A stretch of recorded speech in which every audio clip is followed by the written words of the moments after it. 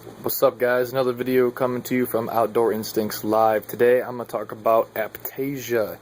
Aiptasia is an anemone. It is a nuisance anemone. It is not something that you want to have in your system. The very first Aiptasia I had in my tank, I was like, man, that looks pretty cool. I mean, it was a decent sized one. It had been growing for a while. I didn't know what it was. Well, I took a picture of it and I sent it to the place that I do business with, and the guy got back to me and he said, that is an Aiptasia, it's a nuisance anemone, get rid of it. So I said, okay, well, how do I do that? Well, the easiest and most effective way to do it is this right here. Ooh, Aiptasia X by Red Sea. A lot of people make the mistake of, well, I'm just going to take a knife or scissors or whatever. I'm just going to get in there and I'm going to chop it up. I'm going to cut it off the rock. Aiptasia have the ability to crawl back inside the rock. Like if something touches them, they don't like it, they're going to contract inside the cracks of the rocks. Makes it very, very, very difficult to get at them if you don't do it correctly. And if you chop them up or cut them up, every little piece of them that floats away in your tank becomes a new Aiptasia.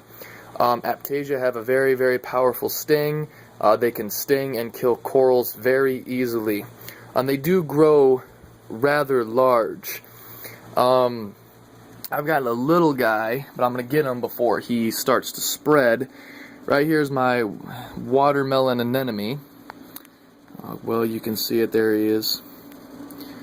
That's a watermelon anemone. Now, if you can see right here, that is the Aiptasia. Let's see if I can get a better picture of him. Right there.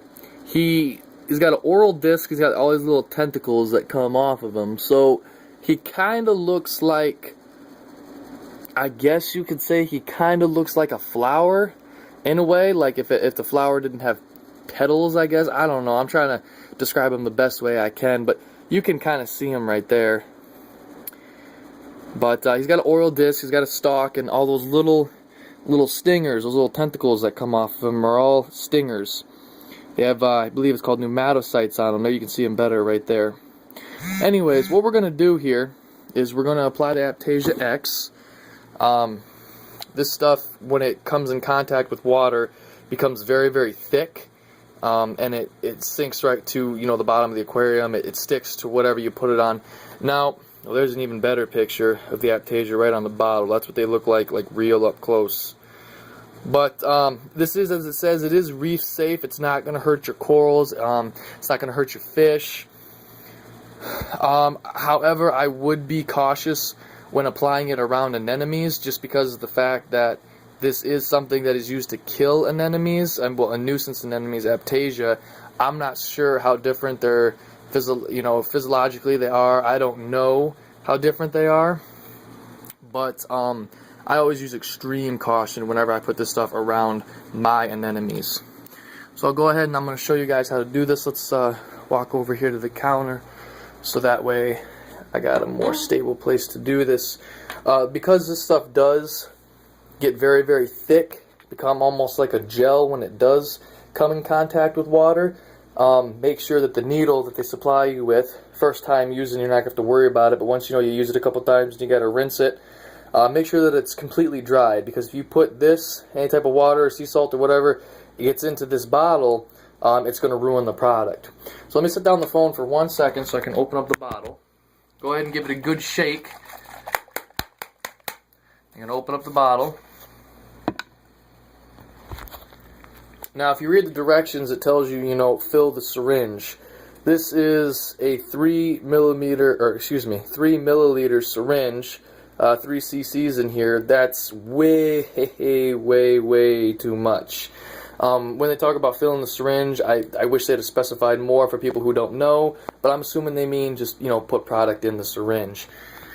For an Aiptasia about that size, let me put down the phone one more time so that way I can draw this out.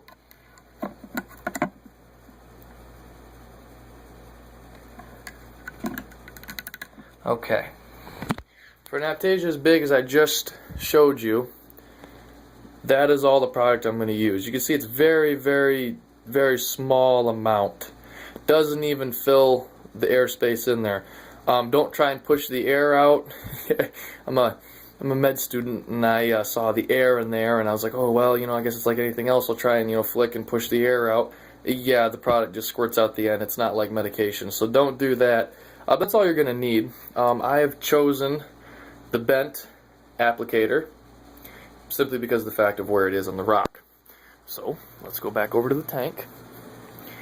Now, what you want to do here, the key to this, is when this needle touches the Aiptasia, it's going to retract into the rock because they have a way of knowing what's food and what's not. So what you're going to want to do is when you apply this, there's something in here that, it activates a feeding response in these anemones. So when we put the tip by the anemone, as we approach it, we're going to slowly start to push out this Aiptasia X, and it should, if we do it correctly, wrap its tentacles around it. And what we're going to want to do is we're going to want to get it inside the mouth of this anemone, which is like on any other anemone. It's in the center, in that oral disc is what we're going to want to cover it with. This stuff causes the anemone to implode, so you may even see a little pop or like a bubble, and that'll be the anemone exploding. Alright, let's see if I can do this and film at the same time here. Where's my Aiptasia? There he is.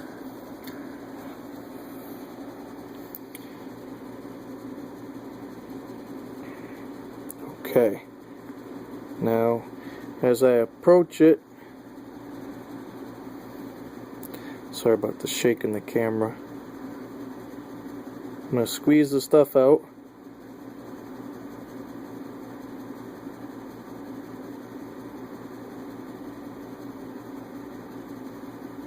Here it is. Make sure you completely cover that little oral disc and the little crevice that he hangs out on.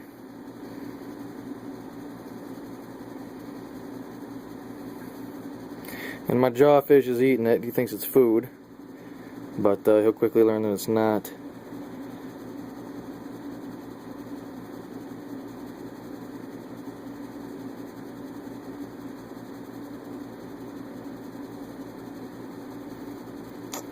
Okay.